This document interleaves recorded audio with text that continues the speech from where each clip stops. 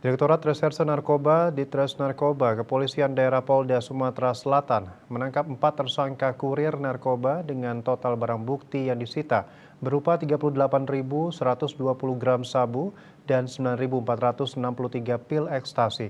Direktur Reserse Narkoba Polda Sumsel Kombes Pol Dolifar Manurung mengatakan narkoba tersebut merupakan kiriman dari Pekanbaru menuju Palembang dan Kabupaten Pali.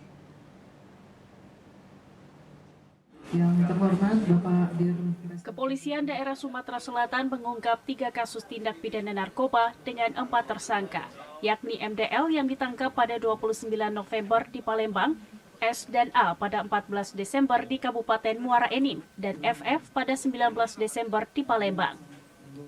Dari 4 tersangka yang mengaku sebagai kurir ini, Ditres Narkoba Polda Sumsel berhasil menyita barang bukti dengan jumlah lebih dari 38 kg narkoba jenis sabu dan 9.463 pil ekstasi.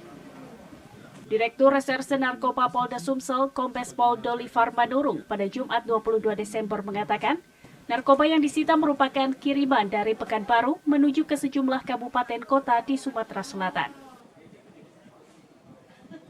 Untuk yang barang bukti 5 kg, ini pasarannya akan dipasarkan di kota Palembang. Kemudian untuk yang 10 kg, ini pasarannya akan dibawa dan dipasarkan di Pali, di Kabupaten Pali.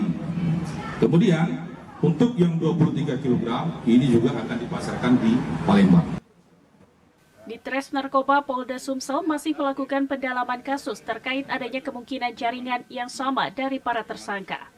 Atas penangkapan ini, Ditres Narkoba Polda Sumatera Selatan berhasil menyelamatkan sebanyak 247.260 anak bangsa dari penyalahgunaan narkoba. Dari Palembang, Sumatera Selatan, Winda Tri Agustina, Kantor Berita Antara, mewartakan.